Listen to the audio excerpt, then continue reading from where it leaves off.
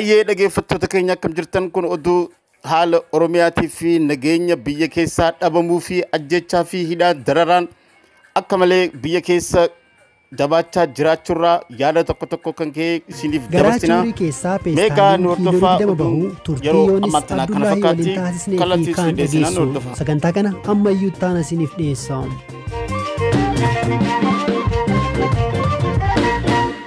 Komishiniin poolisii magaalaa Finfinnee barattuu digirii lammaffaa yuunivarsiitii Finfinnee gaafa wiixata darbe kutaa qorannoo taasistuu keessatti nama ajjeesuun shakkame to'annoo jala oolchuu isaa ibse. Barattuu Hayimaanoot Badhaadhaa silaa baatii dhufu kana eebbifamtee turte. Jalaalam Taaddasaa gabaasa qaba.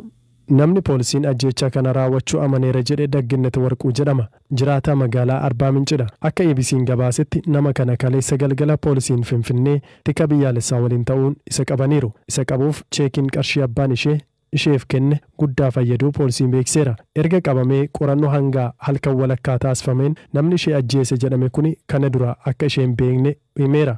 Namni kuni yeroo garaagaraatti qorannoon gaggeessa jecha eegdota hospitaala Xuqur Ambassaa gaggaafachaa turuutu himame.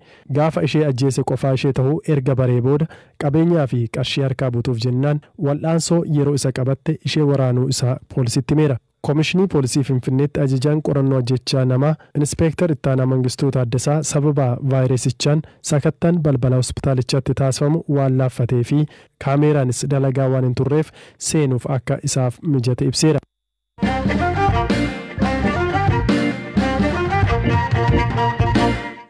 Dhaabbati mirga namoomaa Amnesty International ajjechaa namoota nagaaratti raawwateef humnoota nageenya mootummaa yakke gabaasa muddee bara 2018 hanga 2019 jechuunis muddee bara 2011 hanga 2012 raawwatee jedheen namoonni hedduun humnoota nageenya mootummaan ajjeefamuu ragaa walitti qabuusaa ibseera. Barri kun immoo bara ministeera muummee Abiy Ahmed badhaasa Noobeelii itti argatanidha. Dhaabbatichatti qorataan mirga namoomaa damee Afrikaa Fisaa Taklee lakkoofsi namoota ajjeefamanii kan gabaafame caaloo akka malu ibsaniiru. Hamza Hussein gabaasa qaba.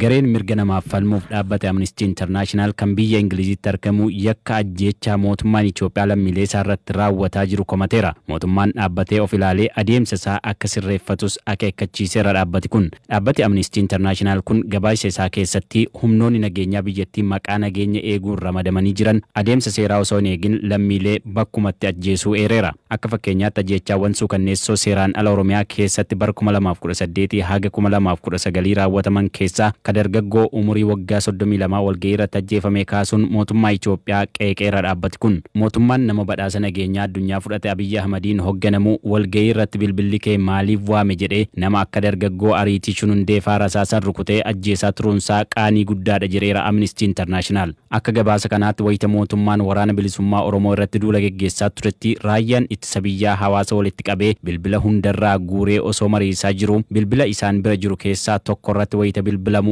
abbaa bilbilaa gaafatee ajjeeseera. Dargaggoo Ariitii Shunundee dabalatee namoonni 39 haala kanaan Oromiyaa keessatti ajjeefamaniiru jedha gabaasi Amnesty International. Dhaabbati Amnesty International walitti bu'iinsa saboota Amaaraa fi Qimaanti gidduutti amajjii bara 2019 uumame namoota 130 galaafateef hidhattoota mootummaa komateera. Dhimma kana irratti mootummaan ammallee homaatu hin dubbanne. Komishinii mirga namoomaa Itoophiyaa ka hoogganu Daani'el Baqqalee garuu gabaasi Amnesty International kun xiyyeeffannaa guddaadhaan ilaalamuu qaba jedheera. Mootummaan Itoophiyaa lammiilee nagaa ajjeesuu fi mirgoota namoomaa sarbaa jiraachuu isaa ragaa qabaachuu ka gabaasee dhaabbati kun haleellaa raawwatameen namoonni 130 ta'an haala suukanneessaadhaan ajjeefamuu ragaa qabaachuu isaa ibseera. Dhaabbata Amnesty Internationalitti qorataan mirga namoomaa kadamee gaanfa Afrikaa obbo Fisahaa Taklee dhimma Wallaggaa qorachuuf haalli mijataa hin turre jedhu lakkoofsi namoota ajjeefamaniillee kan gabaafameen ol ta'uu mala jedhaniiru. Oromiyaa mattaqalee arattu zoonach godinaaleen Wallaggaa arfan dhaabbata keenya ta'uu baatillee miidiyaa fi rogeeyyiidhaan xiyyeeffannaa argachaa turan. Yeroo darbe wayita intarneetiin gurgurame irraa eegalee naannolee biroo irraa xiyyeeffannoo argateera. Wal bira qabnee yeroo ilaallu gujiin xiyyeeffannaan arganne. Kanaaf gujii irratti xiyyeeffanne. Gama biraatiin bilbillee fi intarneetiin gurguramee waan tureef Wallagga guutuu qaqqabuu hin dandeenye. Qorannoodhaaf haalli mijataan hin turre. Kanaafuu lakkoofsi namoota ajjeefamanii kanaa ol ta'uu danda'a. Kun ka'umsaaf kan fayyadamnedha. Kanneen ragaa qabatamaa irratti argannedha. Eeruuwwan biroo kanneen nuti hin qulqulleeffatiin hedduutu jiru. Bakkuma qorannoo irratti gaggeessine kunneen dabalatee jechuudha.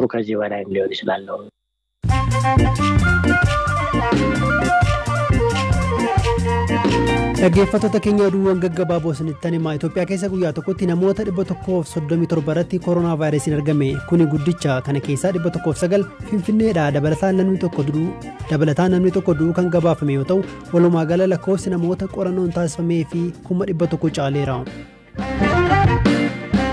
Naannoo Tigraay magaalaa Maqaleetti waldhabdee kaffaltii irratti uumameen milishaan dubartii tokko dhukaasee ajjeesuun poolisiin BBC'tti hime. Boodarra ofitti dhukaasee miidhamuun hospitaala seeneeraa jedhameera. Kooroonaa vaayirasiin badee hin jiru akkuma sochiin namootaa dabalaa deemutti weerara haaraaf of qopheessuu qabnaa jedhee dhaabbata fayyaa addunyaatti gareen kooroonaa vaayirasii irratti hojjetu. Hanga ammaatti guutuu addunyaa irratti namoonni miliyoona 5 caalan vaayirasichaan qabamaniiru.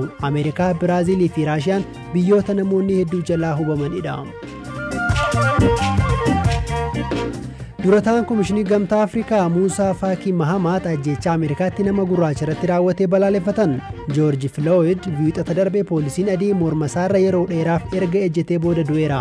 Kanneen kana mormuuf daanditti ba'an waajjira poolisii kan guban yoo ta'u, poolisiin ajjechaan shakkamee hojiirraa ari'amee ture immoo hidhaa bu'eera.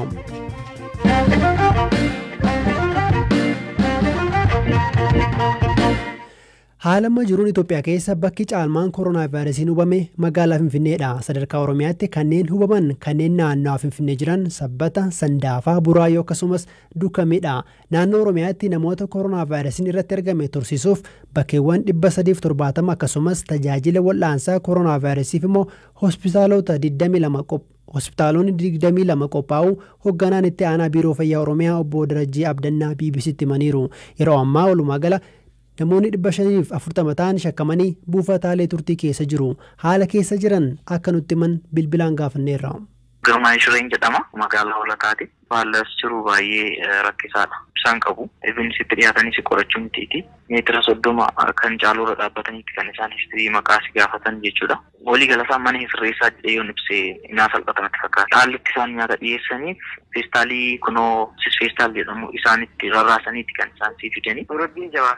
Akkuma dhufnee maatii yoo ta'an galeen asiin bas xalaan fudhajee magaaluma jirurraan asiin olloo goree jira. Haala jiru nagaa malee maal maramanii xalaa eeggachuu malee maal jiru. Fageenya keenya eeggannee maasii keenya afaanii kaayannee akkasitti jiraachuu jirra malee maal ture gaafa jira. Taata keessa nama 2 nama 3 hin galaa. Yilmaa Tafariin jedhama. Haadha warraa koo, armeeshee akkasumas ijoollee 3 fi ana walumaa galatti 6 taanee Sabbata bakka addaa tursiifamaa jirra. Hangammaatti rakkoon homtuu hin jiru. Wanti nuuf dhiyaatus bareeda. Rakkoon oduu namaati. Otoon qulqulleessan jiraattonni akka waan vaayirasichaan qabamne nutti lolan. Jaan keenya garuu hin qabamne. Negeetividha. Dhimma magaalaa Hoolotaa irratti kan gaafanne qondaalli magaalichaa sababa tiraansfoormariin ibsaan dhaamuusaa himaniiru.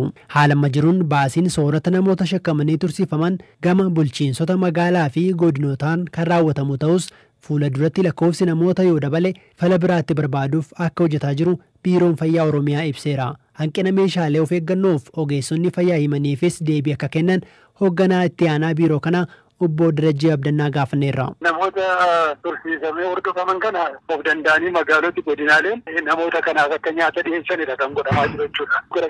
Garuu dhibeen kun yeroo bal'ataa adeemu humna ol ta'uu danda'a waan ta'eef akkuma mootummaatti irratti mari'atamee wanti deeggaramuu qabu akka inni deeggaramu yaadamaa jira jechuudha. Ogeessi isaa tajaajila idilee yeroo hojjetus ofiisaa maaskii uffatee of eegsisaa hawaasa biraatti dhibeen kun akka hin dabarre of eeggannoo godhee hojjechuu qaba. Kana wajjin yeroo ilaallu bal'inaan hanqinni jira. Haa ta'u malee garuu sana guutuudhaaf sadarkaa naannootti sadarkaa federaalaattis bittaan gaggeeffamaa jira. Yeroo amma danda'ametti akka inni rakkoon qaawwaan jiru akka inni xiqqaatu hojjetamaa jira. Guutummaa guutuutti garuu hanqinni kun hin dhaabbatanii yaaduu rakkisaadha jechuudha.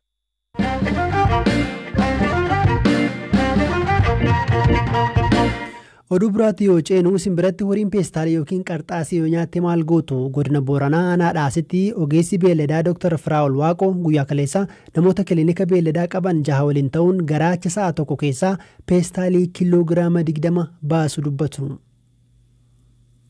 Meeshaalee deeggarsaadhaan miti mootummaatiin dhufeetiin hojjannee jechuudha. Qarxaasii gara kiiloogiraamii 20 tilmaamamudha kan qaama horii keessaa baay'ee. Nyaataaf bishaan soorii ta'uu osoo hin kennin akka turgoon sarjaricha hojjannee jechuudha. Ogeessota Kilinika beellada anaadhaas hojjetan gara jaatu na waliin ture. Daqiiqaa 30 akka sa'a tokkotti silaa waan xumuramuu danda'udha.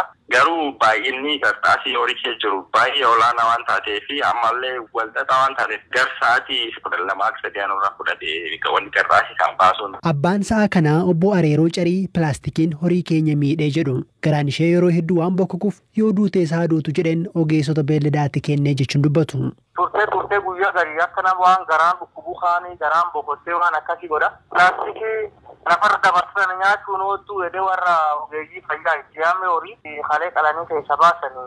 Amma dansaa yoo duutellee haa duutu garuu namni biraa dhibiin irraa baratee horiin akka pilaastikiin baduu jiruuf namni biraa haa guuti.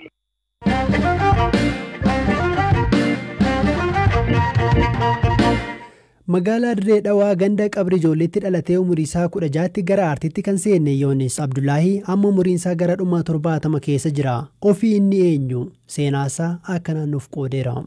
Muuziqaa tana waan hin jaaladha. Suudaanii tana hin jaaladha. Fi Hindii kana. Tana odoon keessa jiru booda ijoolleen hawwisoon Afrikaan qalloon eegalamte achi keessa seene booda. Hiriyyummaan dubbachiisi didduu garaa abdachiisi obsimee itti dhiisi guyyaa fidaa bar'isiisi. Sirba saniin biyyaa bahan warra Toqomaa fi Maarree kun dhaqanii ilaa nuusatti himanii qottuun akkana gooti maali qottuun hundaan duraan Oromoon hin jirtu afaan Oromoon kontirabandii namni Oromoo duunii dhamaamu nuti maaliif keenya qottuu kun man seennee raadiyoon hojjannee bara da'awaa manguddoo irra jirra afaan kun hin dandeenyu raadiyoon seenu cabsaa kana dhiisaatii akkanuma taphadhaan hundaan gandatti jijjiiraa jaamaqaa kana firaa taphadhaa laakiin jijjiiraa afaan keenya kun raadiyoon seenuu eegan nuti seennee booda sirboonni keenya raadiyoon seenuu qabaa. Akkana odoo deemnu sirbaa bilisummaan aannanii nama beekuu dhugaa han bilisummaan beeynee bira taa'ee mugaa. Tana hoggoon sirbee amma sirbaa yaa ilmaan Oromoo ni raftan moo na dhageessan yaa ilmaan Oromoo nu haasaa maatatteessan bitaa mirgaa keessan hedduu kunoo qeeroo teenya mirga keessan dhaban malee Oromiyaa bilisoomsan.